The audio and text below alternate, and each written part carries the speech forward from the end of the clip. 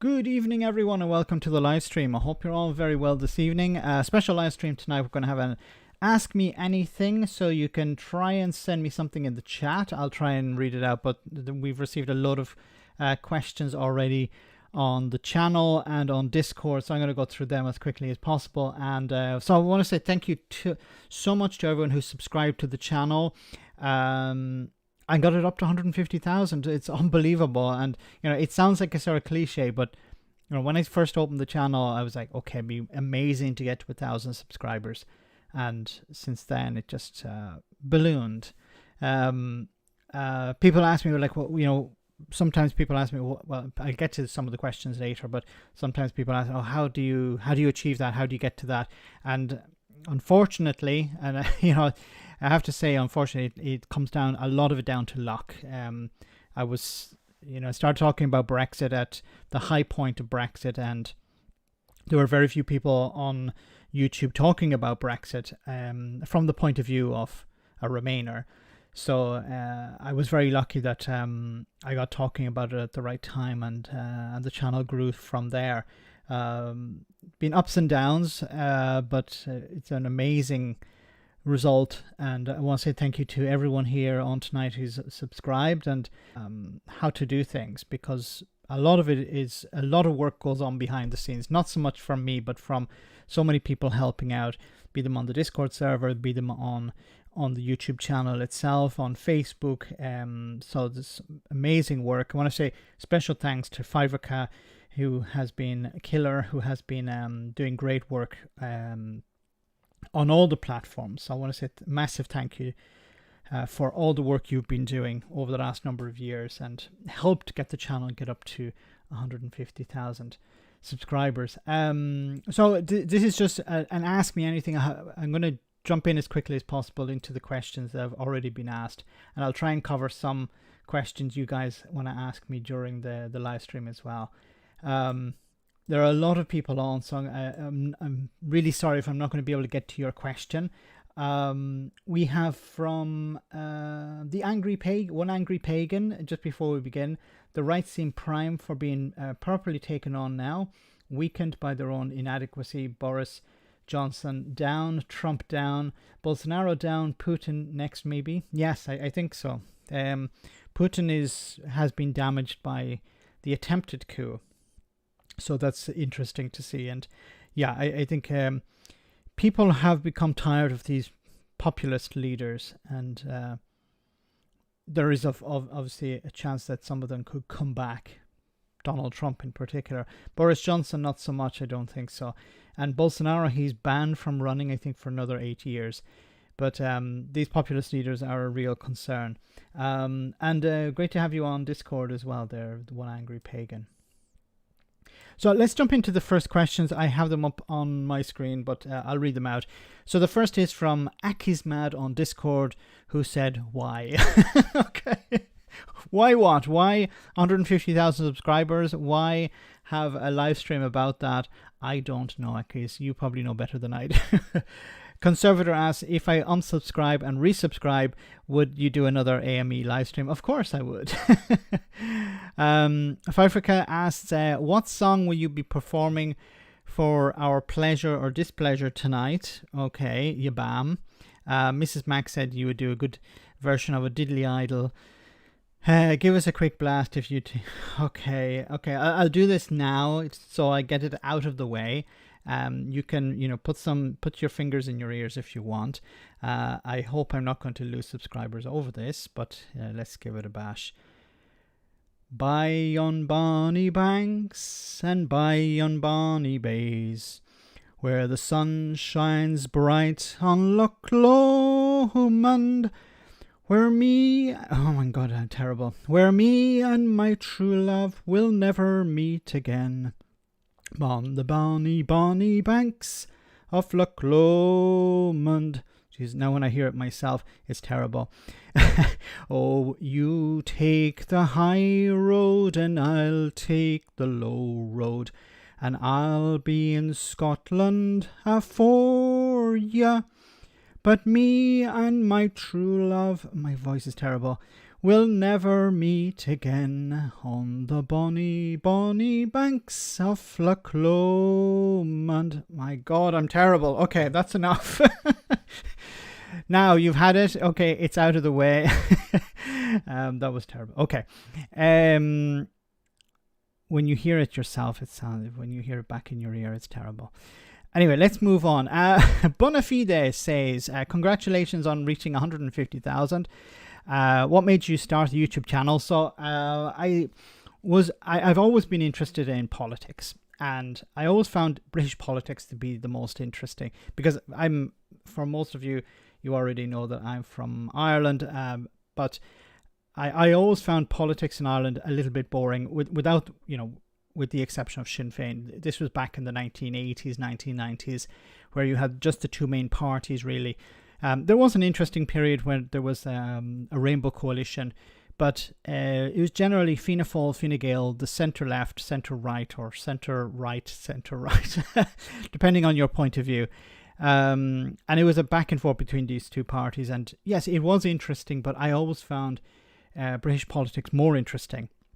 And then when Brexit came along, in a sense, I had to respond to it, because nobody was really responding to it, in the sense that nobody was talking about Brexit from the point of view of an anti-Brexit point of view. Nobody was presenting the anti-Brexit point of view.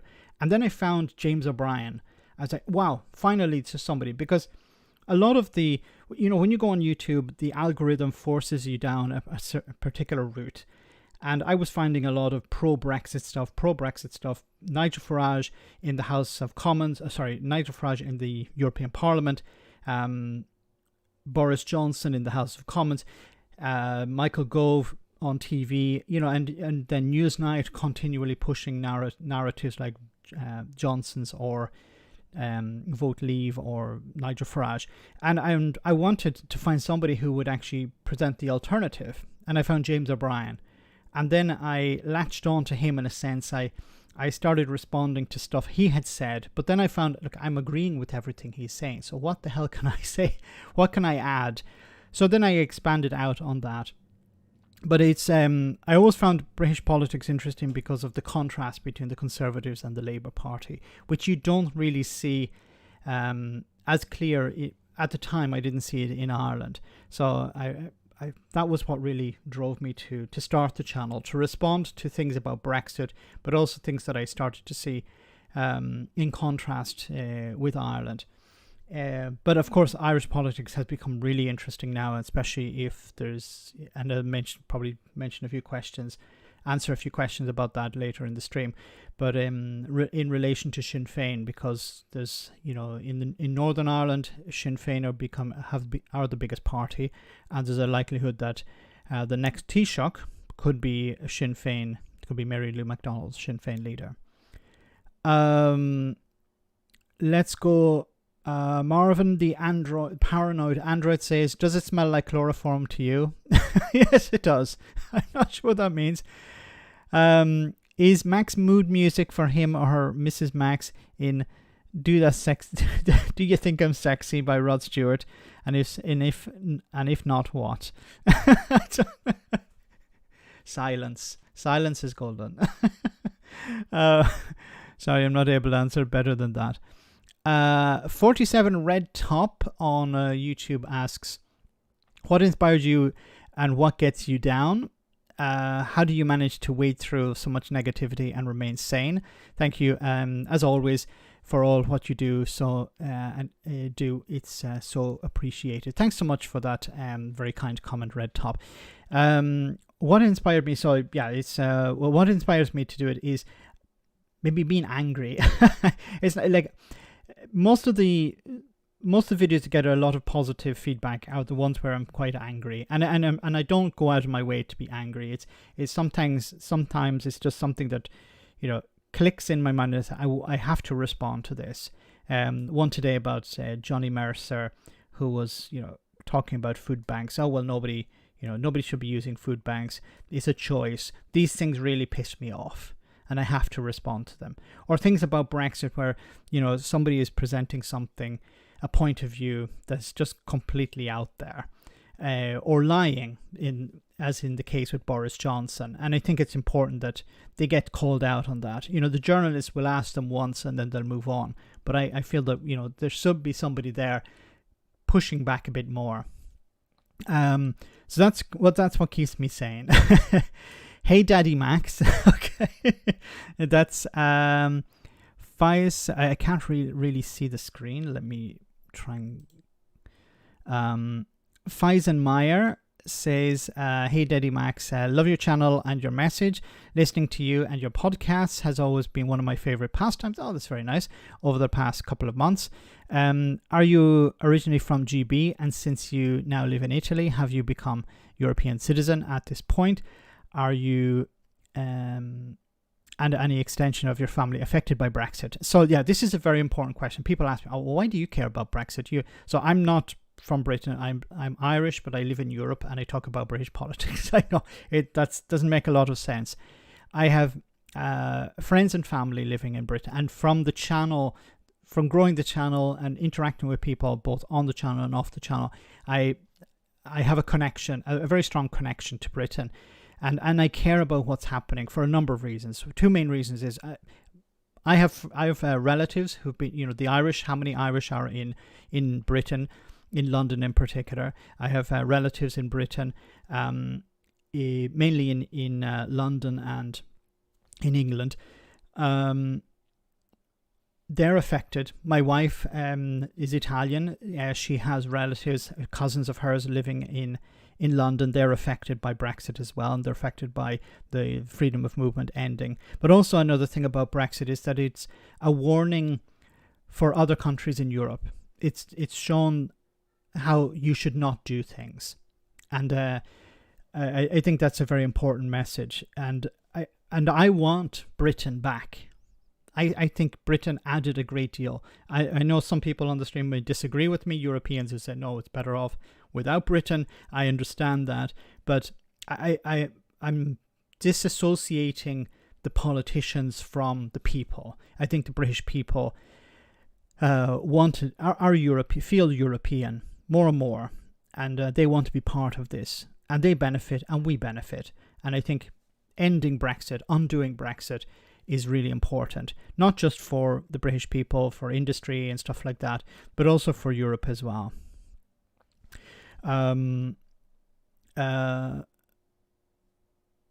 Lawrence, thanks so much for that comment as well from Facebook. What did happen to the taxpayer-funded OneWeb rocket that was on the launch pad in Kazakhstan when Russia invaded Ukraine? I have no idea. I wonder what happened to that. We have a super chat from I'm going to read out super chat as well. Marky, thank you so much for that super chat. Do you have any conversations with anyone else that's present on the internet? Supertansky, for example. I feel we need a movement not only against the right but also the center right. So if you're not familiar, thanks so much, Marky, once again. For those of you who aren't familiar, I also co-host the Sunday Roast podcast every Sunday, without fail. It's sometimes it's live, sometimes it's recorded, but we have guests on, and we had Supertansky on a number of times. We try to bring on as wide a range of thoughts and beliefs as possible. We want to get out of the echo chamber, and we have brought on some people. I've tried to do some interviews myself with some people. I had on a Brexit supporter recently.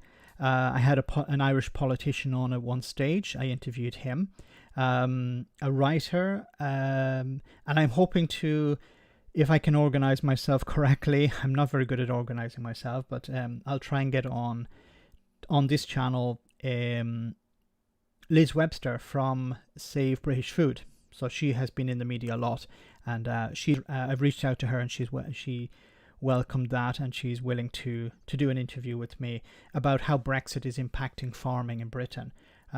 She's somebody who really does have her ear to the ground on that. So I'll try and get her on as well. But if you guys can recommend, if you know somebody who'd like to come on, doesn't, and even if they don't agree with me, just so we can have a conversation. I think the conversation we had between myself and the Brexiteer went really well. We didn't get into a debate. It wasn't heated. It was just a friendly chat. And I pushed back on some of the things he said, and he challenged me on some things. But at the end of the day, it was a friendly chat. And I think this is at least the way forward. Debates are really interesting for entertainment purposes, but they don't really change people's minds. And I think a friendly conversation can change minds. Questionable obscenity. Thanks so much for that super chat. Would you consider doing more content on Irish politics and cultural differences? Maybe show us how to do a sheer tossing. I'd love to do, a good segue into that probably would be to have somebody from Irish politics on. I tried to reach out to one called the Cynical Millennial, but she doesn't really do collaborations. That's fine. But there is some really interesting content on what's in the Irish Parliament, the Dáil in Dáil Éireann, which it would be interesting, I think, also for people in Britain to see, because it's quite different. Heaney Ray guy, the independent TD, he's an interesting character, to say the least. So I definitely will start doing some content from there. I have some sources which publish stuff every day from Dáil Éireann, so I'm going to see about doing that as well. Generally, I should actually try, because I'm not sure whether people will like it or not. But there is according to YouTube, there is a significant audience in Ireland, so I definitely will put out some Irish content, because it's there's demand for it, and what's happening in Ireland is mirrors somewhat what's happening in Britain when it comes to the cost of living crisis, especially if you compare Dublin and London. Both cities are insane when it comes to trying to find a home, and rent, and these are very important issues affecting both places. Marky, once again, thanks so much for that super chat. Coffee would be good to get. I don't know if I want to be. I don't know if I want to share the same window as Therese Coffey, a horrible individual. But maybe somebody who agrees with her. If we can find somebody who agrees with her, I don't think she'd come on the podcast or on the channel. But thanks for the comment anyway. Let me see. We have another from Dave. Dave W on, I think is on Discord, who says, on YouTube, nice one, Max, with Cruella Braverman's crass jibe at Starmer being the first female Labour MP or Prime Minister. Is the culture war all the government have left, and will it work? It's all they have left. And even 30p Lee Anderson said that. He said, we can't run on Brexit anymore, we can't run on Boris anymore, we can't really run on our record. All we have left is the culture war, and I don't think it's going to work, because it's a distraction from the cost of living crisis. And you can distract from corruption, you can distract from general politics, but you can't distract the public from something that deeply impacts them. And the cost of living is deeply impacting so many people. The ones who are happy to talk about the culture wars aren't really impacted by the cost of living crisis. But the majority, the vast majority of people are. They don't even have to be middle class. They don't have to be paying a mortgage. If they're renting, in many cases, their landlord has put up the rent because of mortgages, right? The mortgage rates rising. So many people are impacted by it, and you can see it every day. You go into the supermarket and you see prices rising. So the Tories will try to change the narrative, focus more on the culture wars, but I don't see it working. Because you would have seen something in the polls, but the polls are continually pointing to a Labour victory. That's polling. Whether that actually is the result remains to be seen. Ashadash, thanks so much for that comment on YouTube. Says, first of all, congratulations, you deserve it. Thank you very much. It's a team effort. There's not just me here. There's a lot of people working behind the scenes, especially on Discord, and I want to say thanks to all of them for helping the channel grow in this way. And my question is, do you see United Ireland one day? Yes, I do see it happening one day. when it remains to be seen, and I think what's going to happen is you're going to see, it's not, and I've said this before on the channel, we're not going to see a united Ireland, overnight. We're not going to see it, happen in 24 hours or whatever like that. It's not going to be an immediate effect. It's going to be gradual, and we're starting to see probably parts of that already. For example, the Erasmus scheme is something that has been extended to students in Northern Ireland. Students in other parts of the United Kingdom don't have the Erasmus, they don't have access to that, left over from the European Union. There's greater trade taking place. I think it was today, the Irish News reported 51% of exports from Northern Ireland go to the Republic. So, the economic union of Ireland is already taking place. The political one is going to be a bit slower, but as I said before, it's important that the Irish government is able to convince moderate unionists to welcome the idea, because they will have to convince the extremists in their party, in their community, and in their party in some cases. So they're going to have to do that. The Irish government can't do it, Sinn Féin can't do it, the SDLP can't do it, the Alliance Party can't do it. So it's going to be unionists themselves who are going to have to say, yes, a united Ireland is going to happen, and we have to be ready for it, and we have to welcome it. We have to embrace it. I know it's very difficult for many unions to accept that, but that will be that's what will be necessary if we are to avoid the problems. And if unions are on board, I think it will move much faster then, because and it will be beneficial to both, like the economy north and south, because you're going to see a massive amount of investment into a united Ireland from the US, from the European Union, and the European Union has of course been pumping huge amounts of money into the island of Ireland for some time, since the Good Friday Agreement. Let me just jump back to the stream for a moment. We have Gareth. Thanks so much, Gareth. You're very kind of you.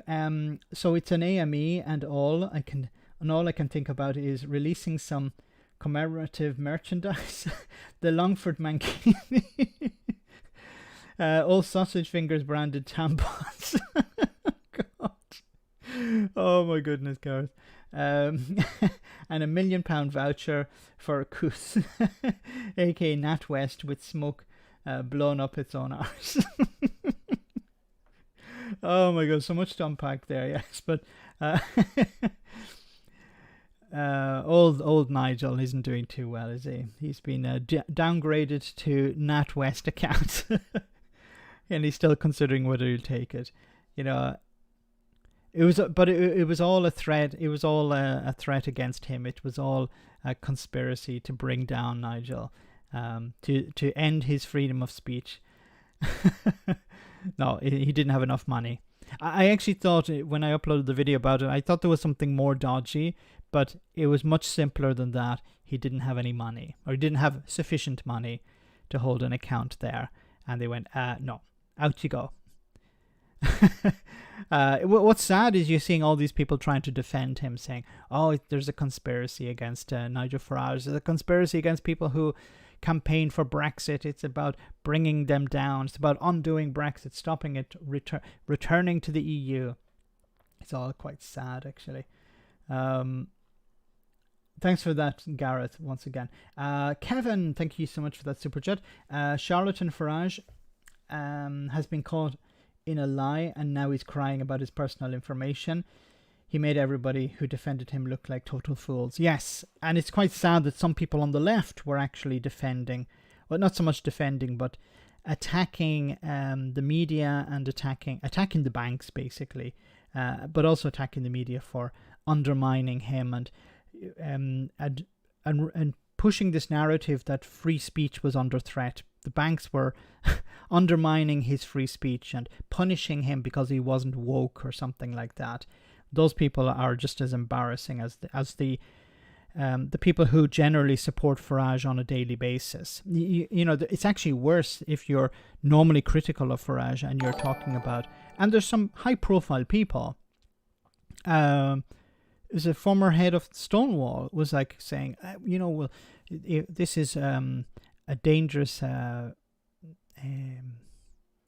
dangerous road to be going down. You know, banks being allowed to censor people, but it's not about censoring. He didn't have enough money, and people are still doubling down on this. This is the sad reality. But you know, I sort of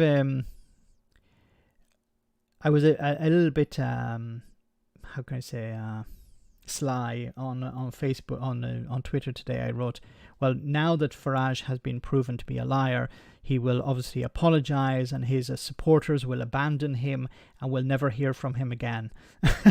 I think within a few hours he had uploaded another video about how he was the real victim here. Thanks, Kevin.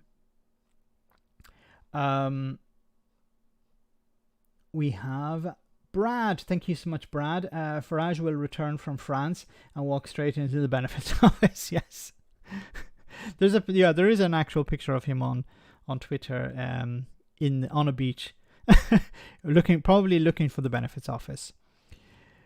Let's move back to the channel. We have some more comments and questions. Sean Roach asks, why are you still asking what the findings were in the joint Let's Pretend Brexit Can Work meeting? Is Brexit going to work? Can Brexit work? Well, not really. It's not designed to work. That's the problem. It was the people who ran the campaign didn't actually expect to win. And like a dog chasing a motorbike, when they actually caught it, they were like, okay, now what do I do? So, you know, they were telling people we need to vote this way in order to send a bloody nose to the establishment. And maybe some of them just wanted to get out of the EU, but they didn't know what to do after. And they knew, people like Farage knew that he wouldn't be in the driving seat. It would be whoever's in number 10. They would have to deal with the problems Brexit would create. And he could sit on the sidelines saying, you're not doing it right. You're not doing it right. Like the annoying uncle who's like telling you, you're not doing it right if you're like, I don't know, fixing a bicycle wheel or something. Marky again, thank you so much for that super chat. So angry with Michelle Moan. Where's she gone? Yeah, that's a boat that hasn't been stopped. Stop the boats, well, not including, the corrupt Tory peers. Where has she gone? That's a very good question. Probably to some place where she has an offshore bank account, I imagine. Why isn't she being extradited? Why isn't she facing justice? I don't know. Really. It's a case of, well, she's one of ours, so we protect ours no matter what ours do. Roisin, thank you so much for that super chat as well. A certain percentage of unionists won't accept a United Ireland until it's there.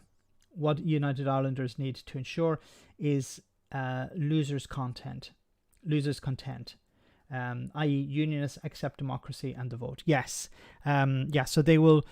That's a very valid and very valid and correct point you made there. It's about convincing unions that, okay, you have lost, but you move on from that. So yes, you have lost some, but in reality, yes, they've lost the union, but they've gained something else. It's not really like a case of you've lost everything and you have nothing now. A United Ireland, I think, is better. And I'm not saying that because I support it, but I think generally a United Ireland would be better than Northern Ireland in the current state. And what's happening with the Tories and austerity and their cuts to public services is just going to make Northern Ireland less and less attractive. Now, the only thing that could go against that would be the Northern Ireland Protocol or the Windsor Framework, which gives Northern Ireland a unique position, a unique possibility. And it's not me talking, that's Rishi Sunak talking. It gives a unique possibility in the world where it can access both markets, the single market and the internal market. But as we saw, we didn't see, but I saw earlier today from RT News, Irish media, trade between, exports between Northern Ireland and GB are decreasing, while exports between Northern Ireland and the Republic of Ireland are increasing. So, a United Ireland, it's heading in that direction. First economic, and then it'll be political. Thanks, Roisin. But yes, I agree. It's about making sure that the unions who do lose, that they are not too angry about that. Sock Juice asks, Max, how about that little ditty? I'm too sexy for my shorts. Okay. No, I'm not singing. We already had the singing. No more. I'm sorry. Really. I want the channel to increase in numbers, not decrease in subscribers. Doug asks, Max's millions robbed despair, the minions wondering just where their money went on loincloth spent or Max's kinky underwear. Discuss, where did all the subscriptions go? Are they just resting in Max's underpants drawer? I did receive a mankini at one stage. I don't know where it is. So that saves me from having to wear it. No, it's a beautiful mankini. And if you don't know what a mankini is, don't Google it. You will need to clean your eyes with bleach. Marky, thank you so much for that super chat. Is paying for Marky is paying for the subs super chat lobbying joke. I'll try and read out as many questions as I can. We won't have a break. We'll do it live. There'll be no break.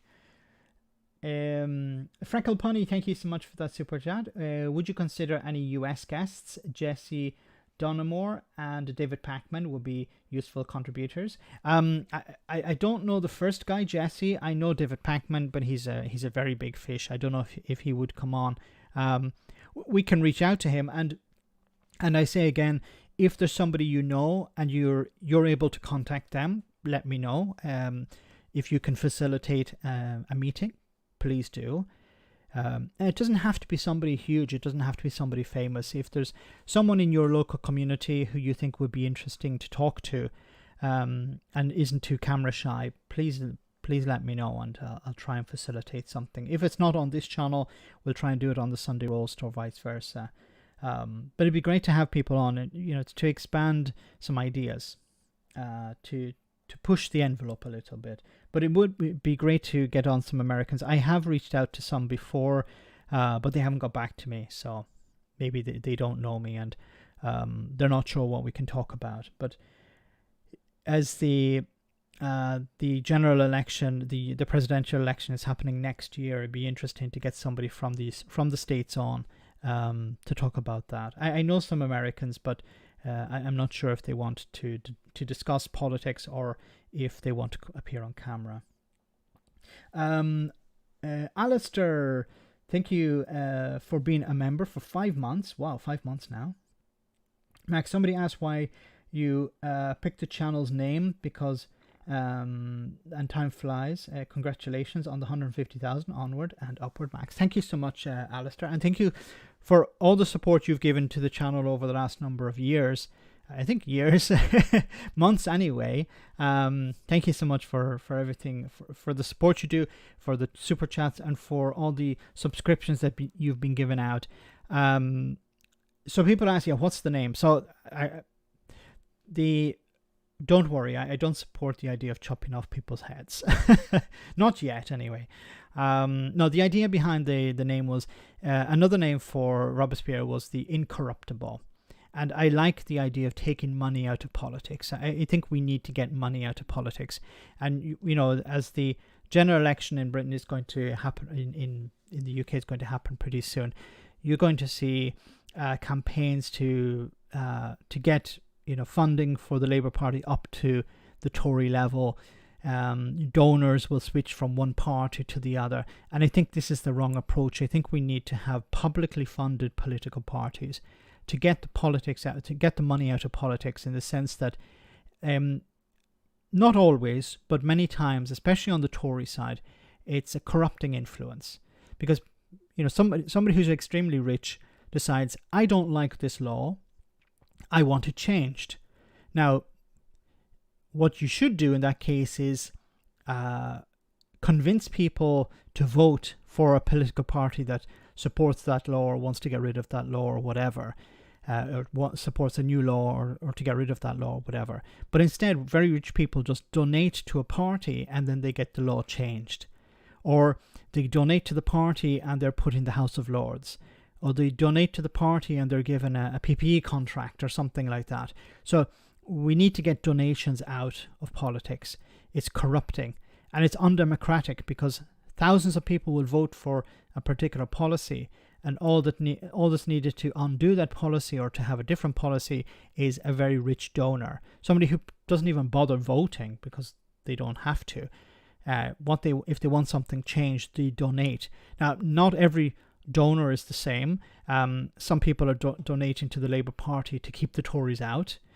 Some people are donating to the Labour Party because they agree with some of the policies, social policies, for example.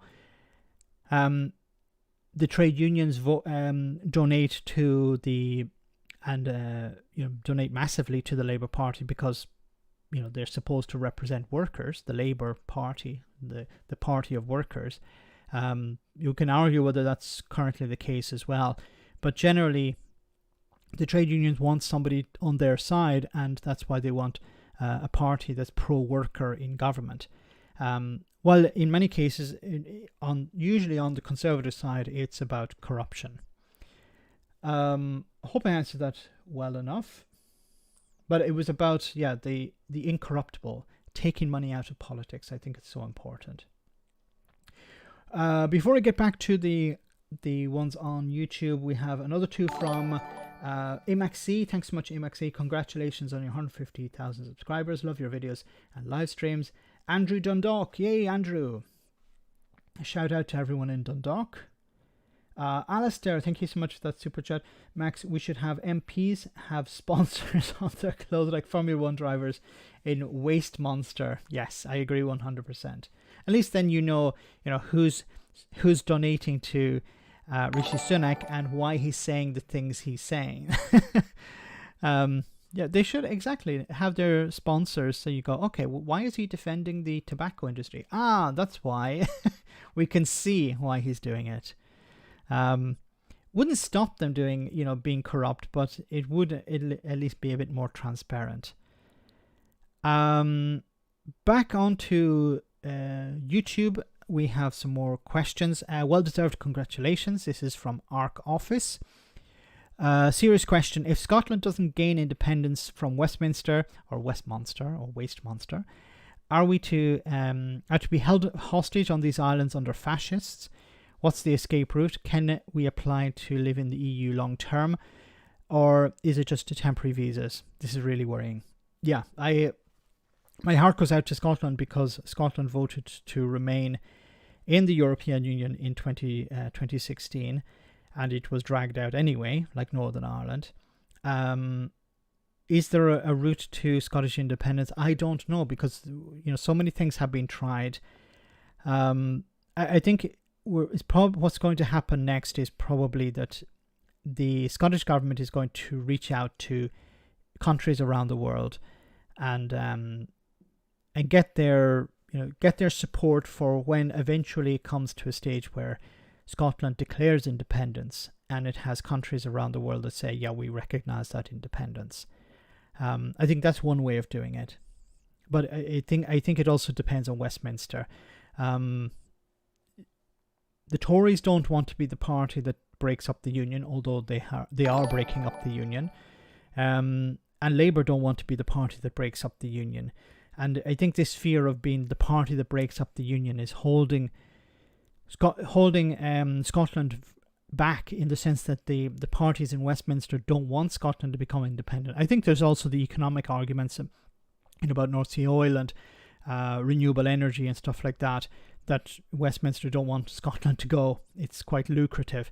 But from a political point of view, there's a fear of, well, we will be the party branded forever as the one that broke up the union. And I think this is powerful politically. It doesn't make a lot of sense from a democratic point of view, but from a political point of view, you don't want to be that party. And sadly, I think this is one of the reasons, not the only one, but one of the reasons why the Labour Party have come out against it. Now, the Labour Party in Scotland is a bit more flexible. Officially, they're unionist, but I think there's a significant portion of the members, and maybe even some members of the Scottish Parliament, who actually support independence, but they can't officially say it.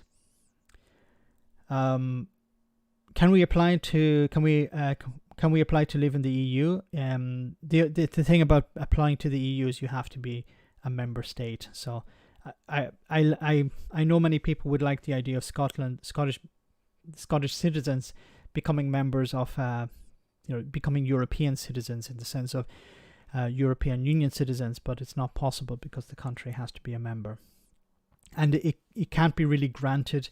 You have to be a member. Just jump back to the chat. Kevin, once again, thanks so much, Kevin. Farage can clear this all up by releasing the correspondence between him and the bank. Yes. Why didn't he do that? He said, and this is what was really weird about all of this, is he said that he received a phone call. I'm trying to remember from what he said before. So he said that he received a phone call saying that your bank account is going to be closed. And then he received a letter or an email saying the same thing. Now, if I received a phone call from my bank saying your bank account is going to be closed. Now, at the time, he didn't say what bank, which was interesting. You know, there's so many things about this whole situation that is really dodgy. Farage didn't name the bank. He said, well, I will name it in the future. Don't know why he didn't say it then. It wasn't like breaching any confidentiality clause or anything. It's his bank account. He could have said the name of the bank, but he didn't, which was strange. If the bank, if they call you, they would have to check. You know, you'd have to check that it's them. You could call them back. You would normally the branch would call you, but they wouldn't say we're calling you to close down your account. Especially if you're, a significant amount of money in the account, they would invite you in and they would explain, sorry, we're going to have to close your account. They wouldn't do it over the phone. So this was another thing that seemed very strange to me. And even if they did say we're going to close your bank account over the phone, the first thing you do is you try and go to the local branch, or at least the regional branch, and you go there and find out what the hell is going on. You collect all your paperwork, you go to the branch, and you'd ask to speak to the manager or somebody senior in the bank and say, what the hell is going on here? Explain to me why my bank account has been closed. But he didn't do any of these things either. Like he didn't do things that normal people would do. And that's why that raised a load of red flags with me. And then it's Nigel Farage. So, he and the truth have a very difficult relationship. But I was surprised about how many people just took it as face value. We're like, okay, yeah, Nigel Farage is saying these things, I believe him. And it's not just people who are supporters of Farage. Yes, GB News supported him. People on the right and on the far right were like, yeah, he's had his free speech taken away. But there were people on the left and journalists as well, were like going along with what Farage had said, instead of going, okay, Nigel Farage, is he telling the truth? Well, let's check before declaring what he said is fact. Let's double check it first. Is it possible? Like, I applied more scrutiny and I'm just a YouTuber. I applied more scrutiny than many journalists did. And why is that? Maybe it's because I'm very skeptical of Nigel Farage. I don't believe him. If he said today is Tuesday, I'd have to check the calendar, maybe twice. But this is, this is Nigel Farage we're talking about. It's like, if Boris Johnson told you his name was Boris Johnson, you'd actually have to ask him for some ID. It'd be a good idea to do that, because these people are compulsive, pathological liars. They've made a career out of lying to people. So why would you just automatically believe what they say? Sorry, I got a bit sidetracked there, but it's Cahill, thank you so much. Podge, thanks so much for coming on the stream. Thanks for that super chat. Congratulations on subs, Max. Do you see how RTE might be broken up? Ryan Tuberty, I haven't been following the Tuberty Gate, but I have heard that there was some money given to a guy who presents a show who was on significant amount of money, and then he was given extra money in some, like, in brown envelopes or something. But I want to read more into that saga, into that Tuberty Gate. It sounds like it's something that's really going to damage the RTE, the regional broadcaster in Ireland, the national broadcaster in Ireland. Could you see it broken up? It could be the case, yes, that they will separate programming, especially the political programming from, well, it wasn't even political programming. It was the Late Late Show, I think it was. But something really dodgy was going on, but I don't have enough information on it, so sorry for that. But I do see, some reform coming, definitely, because this has been a massive scandal for the state broadcaster, and in order to fix it, they have to show that they're doing something. Alistair, once again, thanks so much, Alistair. Labour in Scotland, 40% will vote to leave the UK in Labour. So not a majority, but a significant number of people in a so-called unionist party. You wouldn't get that. You wouldn't get those sort of figures in the DUP. So I know Labour and the DUP are not exactly the same thing, but that's significant, 40%. Before we get to Marky, we'll get back to the YouTube questions once again. We have Fearless Wolf says, when are you and Alex going to host the Sunday roast in just a mankini? Just one, or mankinis each? Please clarify. I think it'd be a bit uncomfortable in just one mankini, but I think Fearless would like to see that. And maybe Alex can do it. I haven't the body for a mankini. Maybe Alex does. Kiki Divine, sorry, says, congratulations, Uncle Max. When are you going to run for office? When would I run for office? I would be a terrible member of parliament. I'd be a bit too, not aggressive, but I'd be a bit too shouty. And I wouldn't be able to follow the rules, because I look at, for example, the House of Commons, and the rules just don't make sense. It's like, why can't you call people a liar? They're liars. Why can't you call them liars? So I don't think I'd make a very good MP.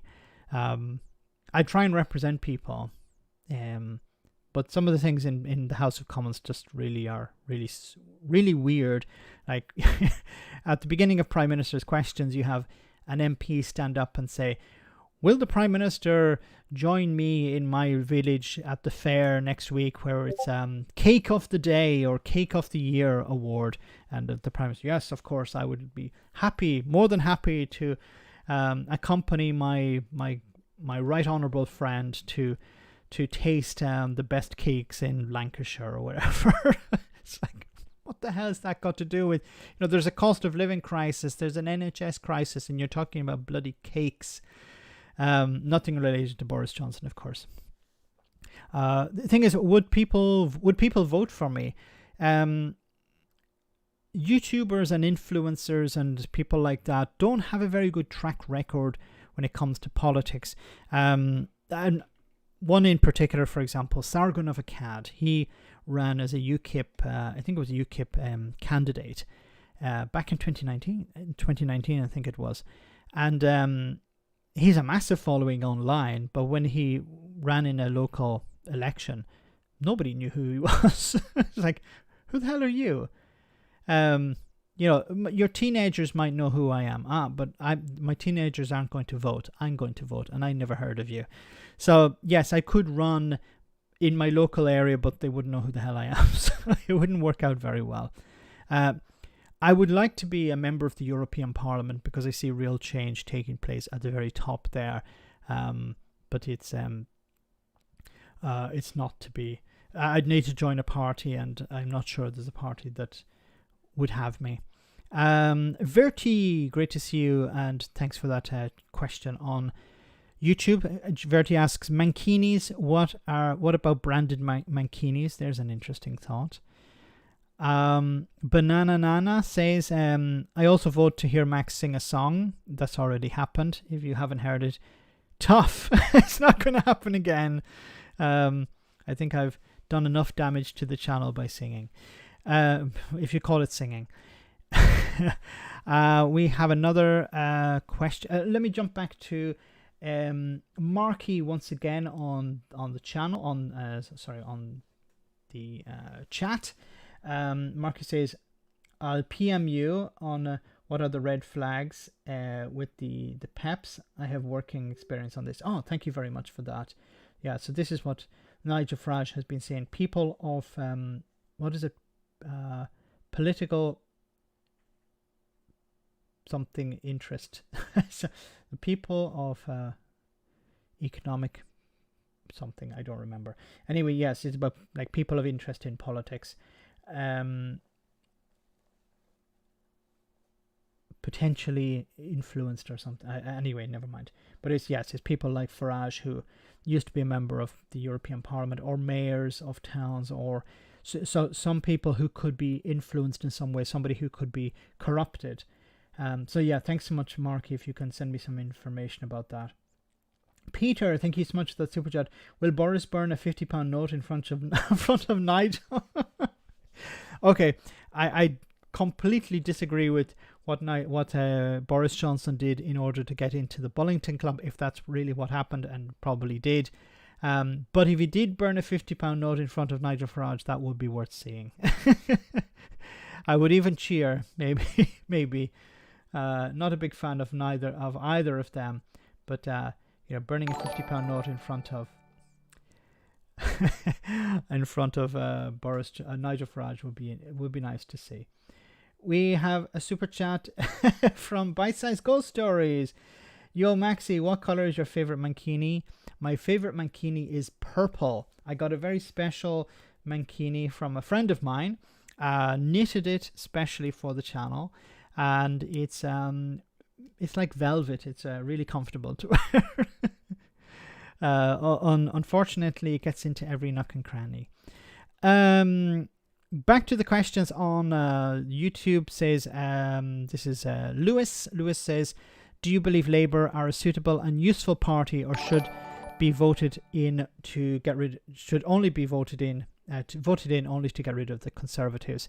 That's a very good question. Are the Labour Party a suitable and useful party, or is it just useful to get rid of the Tories? I think many people will vote for them to get rid of the Tories. We can only determine whether they're useful or suitable when they're in power. So, a lot of the question is, what will Keir Starmer do? Will he do this? Will he do that? Keir Starmer hasn't been very good at keeping his promises, but how he will act in as Prime Minister can only be determined when he's Prime Minister. And I've said this before, elections are generally based on the incumbent. They're referendums on the incumbent. So are people happy with the current Prime Minister or the current government? And at the next election, people will decide, are we happy with Rishi Sunak? Are we happy with the Tories? Yes or no? And no is a vote for the Labour Party, or the Greens, or the Liberal Democrats, or the SNP. But generally the vote is either for the Tories or against the Tories. And I think there are going to be a lot of votes against the Tories. Now, when the Labour Party form a government, which is highly likely, not certain, but highly likely, it means that when they're in power, then people will judge whether the Labour Party have been successful. What have they put in their manifesto? What are they promising to achieve? What have they achieved? And then we can judge them whether they're a suitable party or not. But in order to get rid of the Tories, yes, you need to vote for them to get rid of the Tories, or the Liberal Democrats, depending in England in particular, depending on where you are. What's the airspeed velocity of an unladen swallow? How do I know so much about swallows? You need to know these things when you're king, I love Monty Python's Life of Brian. Holy Grail. Life of Brian is a wonderful film as well. Thank you so much, Craven Bear. We have Alec. Thank you so much, Alec, on YouTube, who asked, sneaky 2 for 1. Have you seen Orkney looking into becoming an overseas territory, Isle of Man or Jersey, or joining Norway? Also, what's your favorite pasta dish? My favorite pasta dish, the easier one first, is red pesto. It's pesto. Normally pesto is with basil, and it's with pine nuts and oil. But red pesto is with sun-dried tomatoes. Really good. I love spicy stuff as well. I love Indian. My favorite is Italian and then Indian food. So will Orkney become an overseas territory? I don't know enough about Orkney to answer that question. I don't know the process. Would it be sufficient for a referendum in Orkney to be held, and then this could be presented to Parliament? I imagine it's Parliament that would decide. The UK Parliament would decide whether Orkney became an overseas territory. I honestly don't know the process, but I imagine it's something like that. They could hold a referendum, a majority say yes, we want to become an overseas territory. It's presented to Parliament, and then Parliament pass it with an act of Parliament or something like that. And if they did, that would be interesting, because then why can they become a sort of overseas? Well, they could become an overseas territory, but Scotland wouldn't even be given the vote. Many more congratulations, Kevin Marsh. Thanks so much for that. 200,000 this time next year. I really hope so. Oh, that'd be wonderful. 2,000 this time next year. YouTube tend to slow down as you grow. We have so many super chats tonight. Thanks you so much for your kind support, guys. Richard Turner, well done, 150,000. If only exports were as popular. Living a nightmare in our industry as the Brexit puncture hits hard. Seems to be UK-wide issues. Yes, and I'm sorry to hear that, Richard. And unfortunately, it's going to get tougher over the next number of months and the next year as more checks will come in. Whether they're going to be kicked down the road remains to be seen. The only maybe small hope is that the Labour Party will try to have a better relationship with Europe, although it may help in some areas. But the best that can be hoped for, less than, of course, EU membership and single market membership, is alignment. So it will reduce some of the checks and some of the paperwork, but unfortunately it's going to be tough. The next year is going to be tough, unfortunately, for importers and exporters as more checks come in. And unless the Tories decide to realign, it's going to be difficult as well. Because, of course, it makes, if you follow EU standards, if you align with EU standards, then less paperwork is required.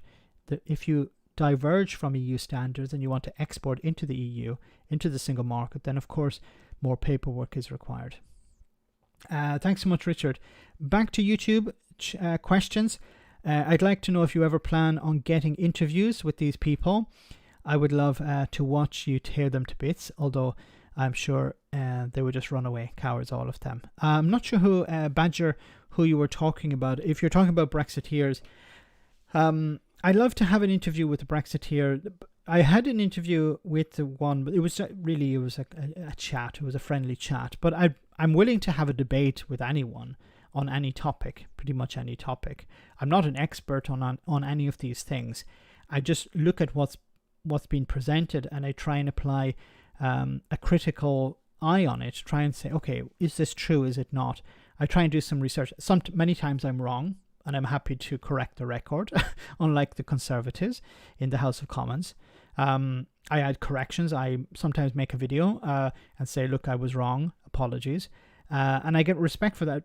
But it's because this is the way it should be done. It shouldn't be about trying to score points or try and own the other side. I think it's important that if there is a debate, that it's understood that those who participate in the debate, their mind probably won't be changed. But it's about changing minds or opening minds of the audience. Something may be said that somebody going in had one point of view and then they left with a different one. thanks to something that was said at the debate. So I'm very happy to have a debate. And if you know somebody who's willing to come on and argue with me about Brexit, feel free to send them in my direction. Just not crazy people. There are lots of crazy people out there, as you know. Alistair, thank you so much for those subscriptions. There's one for Richard, Verti, Lenny Menos, Jacob, and Whisper.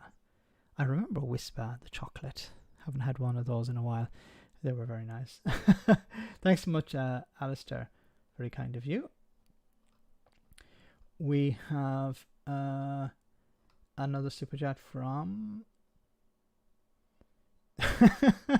Bite-sized Ghost Stories once again. Maxi Boy, do you wear your mankini when you're having a shower, or do you take it off? Well, no, it's like I wear it all the time. I'm wearing it now. Just I don't have the camera on. The camera's not working. Yes, the camera's not working, so I can't show it to you. But it's like a second skin. Never take it off. Went into hospital and they said, like, we have to remove this. Like, you're not removing that. Work around it. I'm joking. The Lefty Boater, can you sing UBI song? There's a UBI song. I would sing it if I knew it, but I'm all sang out. Don't know why people keep asking me to sing. I can't sing. I'm like Boris Johnson with the truth, okay? It's impossible. Thanks for that question. Banana Nana asks once again, everyone has a favorite Muppet. Who is your favorite Muppet and why? My favorite Muppet is I don't know, it's between Grouch, what's his name? Grouch, the one who lives in a trash can. I haven't watched it in years. And Kermit the Frog. Kermit the Frog is a sort of noble guy, but Grouch is like this. Yeah, I don't give a crap. You know, I like Grouch's. Is it Grouchy or Grouch? I don't remember. He was the guy who lived in the trash can. He just didn't take any crap, unless it was crap to be thrown in the trash can. And when I was a kid, I'd see him and I was like, what does he look like without? You know, he lives in the trash. Does he have legs? It's like, what does he come out of the trash can at night and like walk around or something? That's the way I thought as a child. What's the strangest things you used to think about when you were a child? UKIP Bikur says, great channel. How long does this government have to sink or implode before they do the decent thing and call an election? I'm not convinced the economy will be much better under Labour, but surely they have more morals and or at least and at least move this country back to the centre. Yeah, look. When it comes to a general election, there are two possibilities. There'll be one this autumn. I think the sooner the better for the Conservatives, because the longer you leave it, the worse it's going to become. So I think it's more likely to be this autumn or next spring. It won't be in winter because it's difficult to get people out. And of course, there's the NHS winter crisis. So you don't want that as well. Also, spring can be a problem because it's just coming out of the winter crisis. So, although some MPs may be putting pressure on Rishi Sunak not to call one because they want, they like the money. Okay, they know that as soon as there's an election, they're going to lose their seat and then they have nothing. They'll have to go looking for jobs on GB News or something. So I think it's a case of. As pretty soon, I think there's a bit of a back and forth between the leadership. The leadership wanted as soon as possible, and maybe some MPs were like, no, let's wait another bit. I'm going to lose my seat, so I might as well hold on for as long as I can. I'm not convinced the economy. No, the economy is going to be in tatters. It's going to be very difficult for Labour to grow the economy. And I can guarantee you on day one, when Keir Starmer's in the House of Commons, in number 10, the Tories will be criticising him for not growing the economy. They're going to be constantly saying, why aren't you growing the economy? Oh, look, the economy is suffering because of Labour. They'll be trying to convince people to forget the 13 years of Tory rule. And the Labour Party will be right and I think they'll be able to blame the previous government for a period. But then after, I think up until the end of the first Parliament, they can't continue just to say, well, it's not our fault, it's the Tory party's fault. They'll be right, but people won't want to hear excuses. They want to hear action. So I think Labour will have to raise taxes on the rich.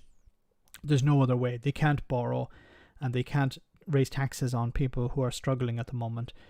It makes economic sense and political sense to raise taxes on the richest in society. They made billions during the pandemic, so they have to give something back. Super Noodles asks, ask you anything, Max? Will you either A, adopt me, or B, marry me? No hanky-panky involved, I promise. Purely a marriage of convenience. I want my EU passport back. Well, I haven't seen you, Super Noodles, so... No. Well, if you want, we can adopt you. We'll find some space, if you don't mind being surrounded by dogs. And we'll get you an EU passport, I promise. Or we'll try. We have a super chat from... Oh, I don't want to miss all these on the stream. We have from Katie. Thank you so much, Katie. What's your most memorable political event since your last AMA? Mine was the Truss resignation and your live stream that day. That was mad. I'm trying to remember back. What was most memorable political moment? I think it was actually the 6th of January attack in Washington on the Capitol. It was the Capitol building, on the Senate building, the Congress building. Because what happened was I was probably on Twitter as always, but I was online and I saw what the hell is happening here, and I decided, okay, I'm going to have to do a live stream. So I did a live stream. It was at 9 or 10 in the evening, because this story had just broke and there was an attack on the Congress building or the state capitol, and I said, wow, I need to talk about this. We need to follow this. And that was probably the most memorable. So it's not related to Brexit, not related to British politics, but it was a major event, and there was a real fear that they could really, really go downhill, and members of Congress could have been killed. There was Mike Pence was almost taken hostage, and then he later came out and supported these people. Like, talk about waving the flag for your team. These people were literally trying to kill him, and he was like, well, after he was like, yeah, I'm still supporting the Republican Party. Like, bloody hell. So that, I think that was probably the most memorable moment. It was when it was a really tense situation. I think also the invasion of Ukraine. I didn't do a live stream at the time, but I was considering. But it was happening really, really fast. Thanks so much, Katie, and I'm glad you enjoyed the live stream with Liz Truss. The cabbage one, the lettuce, one. Peter, once again, the Tories are my favourite Muppets. Yes. Who's your favourite Muppet within the Tories? Michael Fabricant, maybe? Razor Mal, thank you so much for that super chat. Congrats on the 150, Max. From the sunny southeast. Yay. Hope you're well down there in Wexford or Waterford. Which is it? And so many comments from Ireland, meaning that I'll have to start talking about Irish politics as well. Bite-sized Ghost Stories once again says, if you had to choose one, would it be a mankini or a loincloth? Mankini rules every time. I don't even know why you asked that question. So it's so obvious. Some other questions on and comments on YouTube. Random Scottish History, so a big friend of the show, says, on yourself, love. Matthew Brady asks a question. The next general election in the south of Ireland, if Sinn Féin win it and form a coalition with Fianna Fáil or the smaller parties' independence, will this speed up Irish unification? Dublin needs to do its homework on what a united Ireland economy, health service, police force, etc. will look like to win over the unaligned section of the 6 counties. Yes, so this is very important. In Northern Ireland in particular, there is the Unionist community, there's the Nationalist community. So the Unionists want to remain part of the UK, the Nationalists want a united Ireland.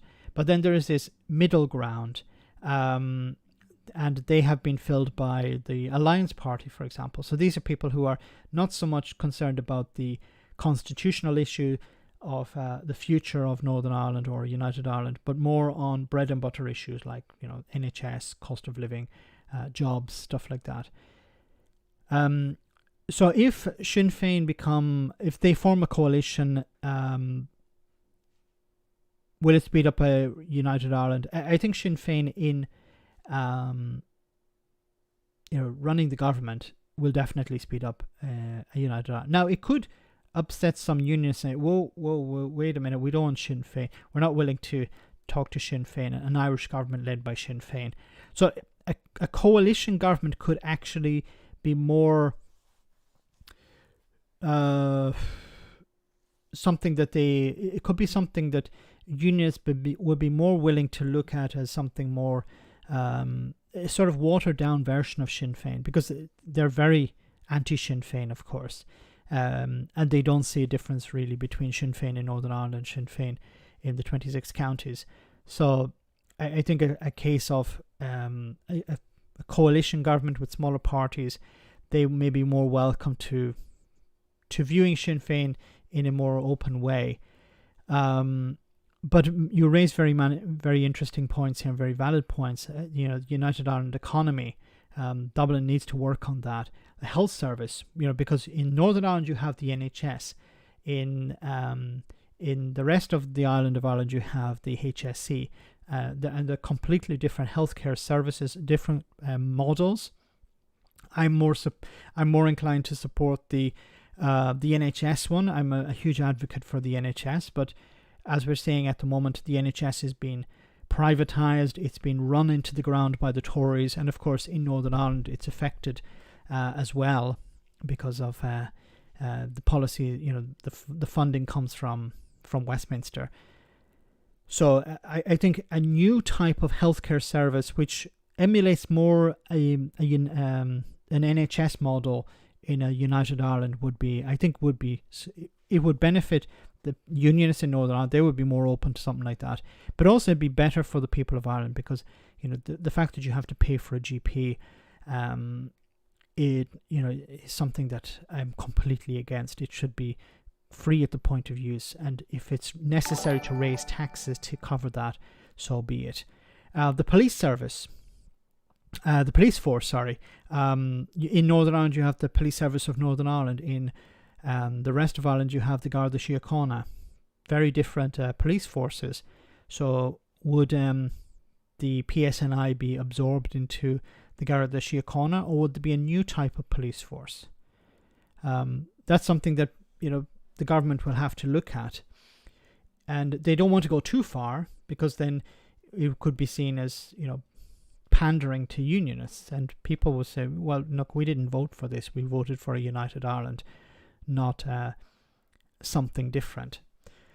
Peter Sims says, thanks so much, Peter, for the question on YouTube.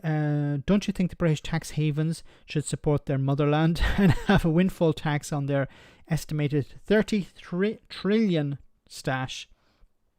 I agree 100%, Peter.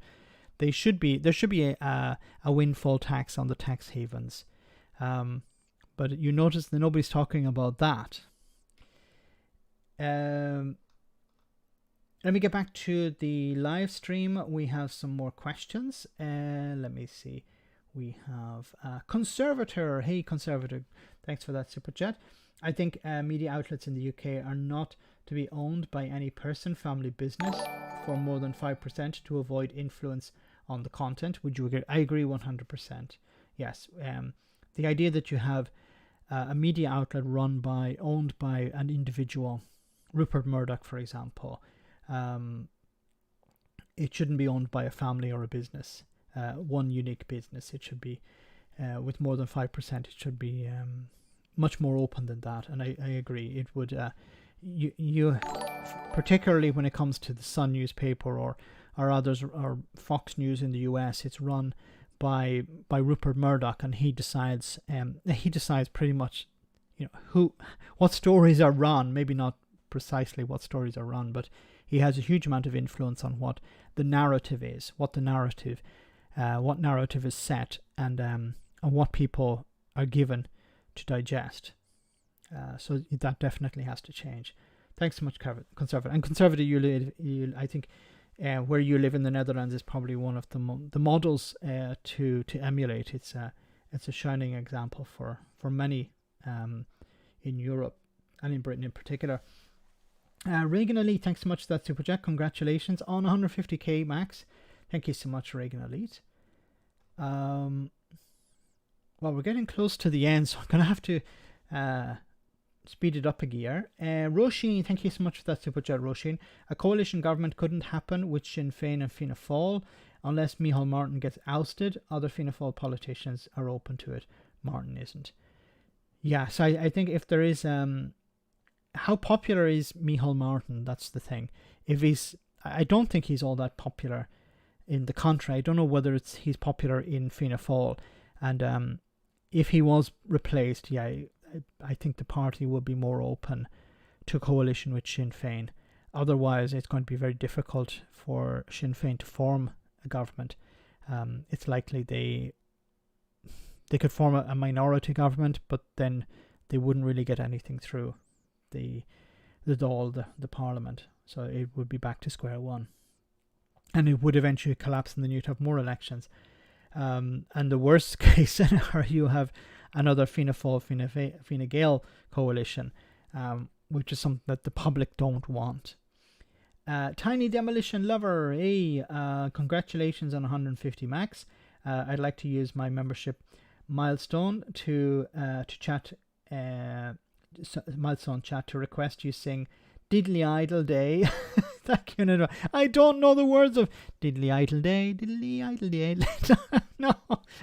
Why do you want me to massacre music? Oh my goodness. I don't know the words, so I can't sing it. I'm sorry. I already tried to sing something earlier on. You'll have to be happy with that. I'm sorry. Brad, thank you so much. Truss never saw the liaison committee, which is a shame because she would have been hilarious in one going after another. Dire media performances. Yes, it would have been great to see her just completely fall apart. Because it was something, and I said this before, something I love about the select committees and the liaison committees is that you see the real, you see politicians truly held to account.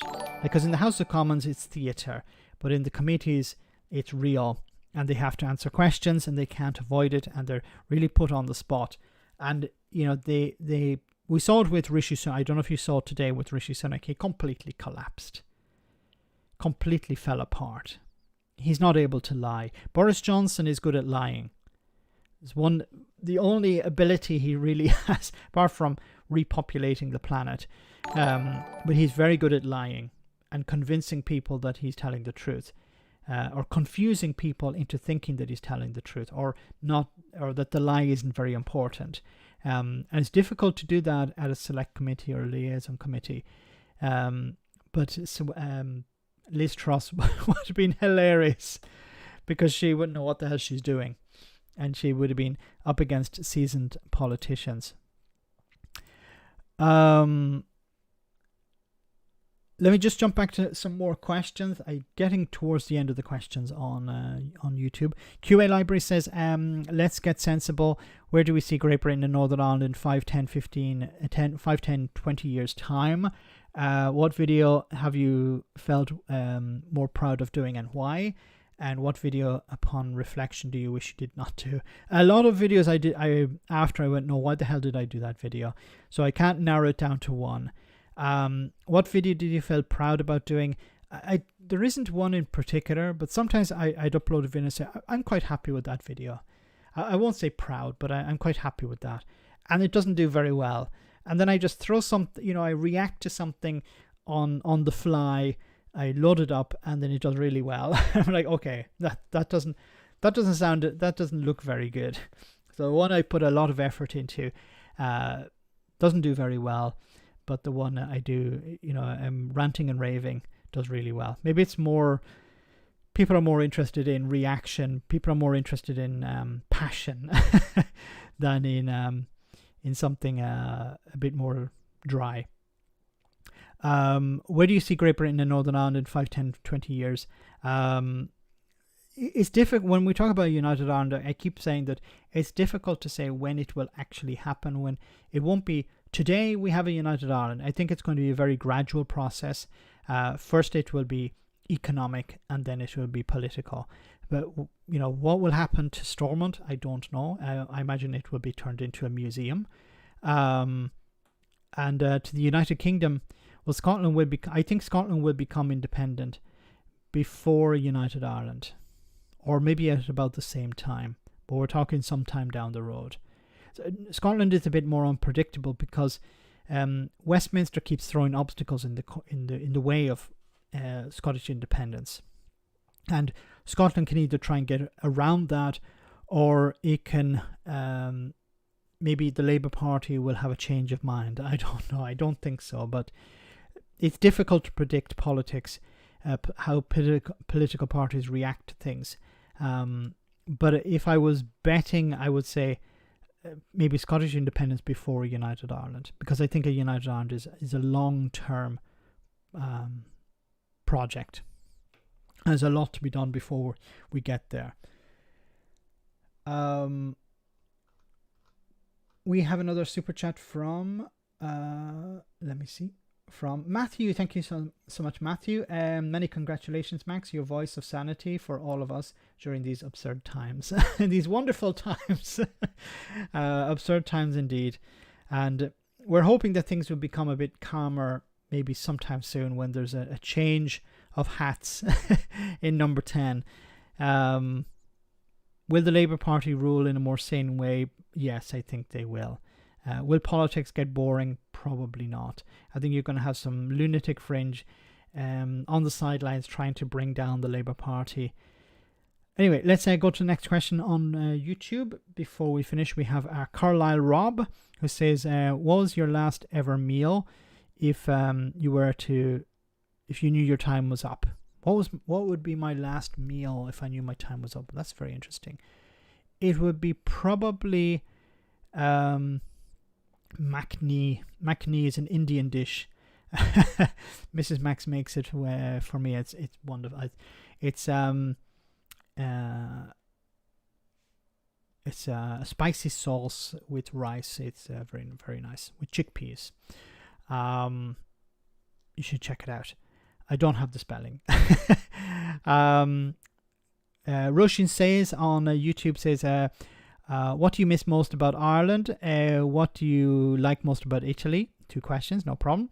What do you miss most about Ireland? The cool weather in summertime, because where I am in Italy, it gets very hot in the summer. It's about, we're expecting 35, 37 degrees next week. And, after the rain, if it rains, then it gets really hot really quickly, and you have massive levels of humidity, which are really, really uncomfortable. So I would swap the weather in summer for sure, and the idea of a cool evening. Sometimes it gets really hot, and 30 degrees at night sometimes. I remember looking at the thermometer at night. It's like, oh my god, it's 30 degrees at night. It's black, it's dark, but it's 30 degrees. It's and then you have mosquitoes as well. What do you like most about Italy? The food is the best. Unfortunately, I put on a lot of weight when I came. Young Ralph, how much wood would a woodchuck... I have to do this right. How much wood would a woodchuck chuck if a woodchuck could chuck wood? A lot. Fearless has a question. Have you ever farted in public and acted it wasn't you? Blame the dog. Blame the dog. That's the solution. If you have a dog, blame the dog. If you have if you're with other people, it's difficult to blame them. Tilly asks, if you could choose Prime Minister, would you choose Corbyn, Starmer or West Streeting? I said before, look, Starmer would be probably a better Prime Minister. West Streeting is a bit... I don't trust West Streeting. And Corbyn... Corbyn is a good... how can I say ranter? But he's a good protester. I don't think he would make a good Prime Minister. But I think he's a good guy. I've said this before. I think Jeremy Corbyn as an individual is a really good guy. I think, deep down he's a good guy. He's a nice guy, and he cares about very important things, and he cares about people. But as a leader, I don't think he has what it takes to bring both sides together. Maybe you could say the same about Starmer. Starmer didn't bring both sides together. He kicked one side out. But West Streeting is a bit like Starmer, I think. But West Streeting is somebody quite sly. Not Michael Gove slippery. But I think they went to the same school. Let's put it that way. So who would be the best? Probably Starmer by default, but I think Jeremy Corbyn will be second. But as I said, Jeremy Corbyn is a great protester. He's probably a really nice guy. I've never met him. I don't know him personally, but he comes across as, I think, not generally in interviews, not talking about Parliament, but he seems like a good person, an honest, good person. But as a leader, as a Prime Minister, I don't think he has it. Conservator asks, what's your preferred electoral system PR? If PR, what kind? I think oh my god, now I am having a lapsus. The one in Ireland where you have the first preference vote, I think it is, where you choose, okay, number 1 it goes to this party, number 2 it goes to this party, number 3 goes to this party, this candidate. Ranked choice voting, isn't it? It's called.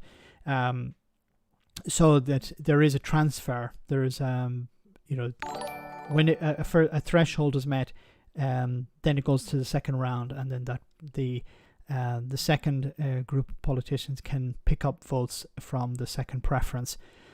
Preferential voting, is it called? I forget the name, but that would be probably the best one. But each have their own merits and problems. Bootstrap asks, would you ever consider joining the DUP, if only to set fire to their headquarters? I would not set fire to anyone's headquarters, but it would be interesting to join the DUP, to sit in on some of their meetings. Maybe they have like a day of rage, or was it a 5 minute daily rage or something like that? Like in 1984, you have your 5 minutes of rage or anger or whatever it is. Maybe there's a picture of, I don't know, Jerry Adams or the Irish flag or something that they get angry with and vent. I imagine that's what happens. Bina Mac sent me a question on YouTube. It says, congratulations, Max, well deserved. Can't wait to see the live stream. Not a question, just wanted to say how much I enjoyed the channel and the community you have built. Thank you so very much, Bina. Very kind of you. We're almost at the end of the stream, almost at the end of the time, so I'm going to try and sneak in a few more questions. Conservator, the food, I thought it would have been Mrs. Max. Mrs. Max prepares the food. See? So it's Mrs. Max and the food. But, in order to get the food, you need Mrs. Max, so it's by default, of course. Mrs. Max is going to kill me now. We have a question from Jared Mack on YouTube. Will you pixelate images of Farage and have an actor speak his voice in future videos? I will consider that, yes. And our final question on YouTube is from Tarquin Khan, who says, next time you're in London, let me get you a drink. You deserve it. Thank you so much for that very kind comment. And when I'm in London, I will broadcast it.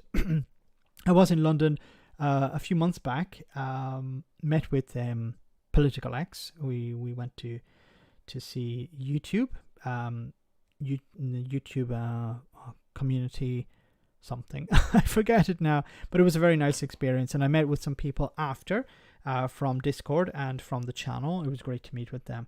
Wonderful people. It'd be great to do that once again.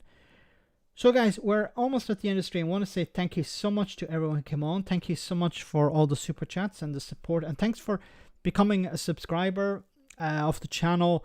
You got us up to 150,000. And I want to say thank you so much to everyone who's supported, for sharing videos on social media, for commenting, for liking, everything you do. It really supports the channel. And, you know, my goal going forward is like to continue to grow, to reach out, as you guys have pointed out, you know, more videos maybe related to Ireland, or getting people on from the US, talking about stuff in the US as well. At the beginning, it's maybe not so popular, but if there's a request for it, I'll definitely start to put out some material. Definitely, I think interesting is the Dáil Éireann, the Irish Parliament videos. I think they will be something interesting for people outside Ireland to see, especially if it's a Heaney Ray, one of the Heaney Rays. Ruth, thank you so much, Ruth. I would love the EU to allow a 5-year honorary membership and let that first be Scotland, with 2 fingers up to Westminster. Yes, I'd support that. That should be something that should be possible, an honorary membership. That would be nice to, you know, to ease people into what it'd be like to give a temporary membership of the European Union. Maybe even if it's just a political one, not the economic one. It would, I think it would benefit the EU, and it would benefit member states as well. So an honorary membership for 3 years, and then if you like it, go to the next stage. You know, and I think if there's anyone from the European Commission or the European Parliament watching this, why don't you get on the phone to someone up the ladder there, up at the high levels, and you know, present that to them. Maybe they'd consider it. So guys, we're almost at the end. I want to say thank you so much once again to everyone who sent a super chat. Thanks to everyone who sent who shared the videos, commented on videos. I lost my screen for a moment. Thanks to everyone who came on, smash the like button. Before we go, we have our one for the road as always. And thanks so much to the moderators for doing a wonderful job, and to the admins on Discord for helping the channel grow the way it has. So before we finish, let me just bring up our one for the road, and then I will bid you good night. So I will see you on Friday, same bad time, same bad channel, and we'll talk a bit more about we'll give a roundup of what happened during the week. So I hope you enjoy this. A number of groups have sprung up within the Conservative Party who claim to have all of the answers that Rishi Sunak needs. Our Cranks, Plots and Proto-Fascists correspondent, Jonathan Goodenough, has more. Yes, that's right. In the last few months alone, we've been introduced to the New Conservatives, the National Conservatives and the Conservative Democratic Organisation. Is that all? No, I've also heard rumours of the Notional Conservatives, the Nude Conservatives, the Democratic People's brackets but not those people's close brackets Conservatives, the Classic Conservatives, the Real Conservatives, Conservative Zero and the Noodle Conservatory, although that one may just be the name of a new Chinese restaurant. What do these groups stand for? Well, obviously they represent a complex mix of different ideas and policies, but basically they can all be boiled down to foreigners and taxes, boo, white babies, yay. I'm now joined by one of the MPs who's just published a 12-point plan into reducing immigration from the newfangled Conservatives coalition. Yo. One of your suggestions is that the government should ban foreign care workers, even though there are tens of thousands of vacancies in the care sector. Well, we need to encourage British people to do those jobs instead, by putting up their wages. How much should a care worker earn? Well, I mean, I'm not an economist. No, but it's your plan. How much do you think they should earn? More than they do now, but less than me. Less than an MP? An MP with a TV show, yes. How would the government afford this when other public sector workers are already striking for higher pay? Look, we've got a 12-point plan. I'm not saying that all of the points will work. How about other jobs, like fruit picking? There's nothing wrong with fruit picking. I did it as a lad. I had to separate the good radishes from the bad radishes, which I put in the bin. It's where I first developed a passion for conservative politics. So why did you stop doing it? Because I had a place at university to study Russian history. Right. That's why we want to close all but the very best universities. Because if we stop giving everyone degrees, maybe some of them will see that fruit picking is their best option. Also, we'll pay them more. Won't that have an impact on inflation? Well, that's for the government to work out. I'm not in government. which, looking at who is a bit of a diss. But isn't this government's main mission to reduce inflation? Yes, but we have to reduce immigration more. So you'd sacrifice the economy to keep out foreign workers. I never said I was an expert in economics. So what are you an expert in? Spotting bad radishes? Next up, as it turns out that Nigel Farage lost his bank account because of his level of income and not, as he claimed, his views, we ask, when was the last time you shat the bed in public and then blamed it on your duvet cover? Wonderful, Matt. Wonderful. So, guys, have a great week. I'll see you on Friday, same bad time, same bad channel. Thank you so much for coming on. Thanks for your support. And have a good night. Take care.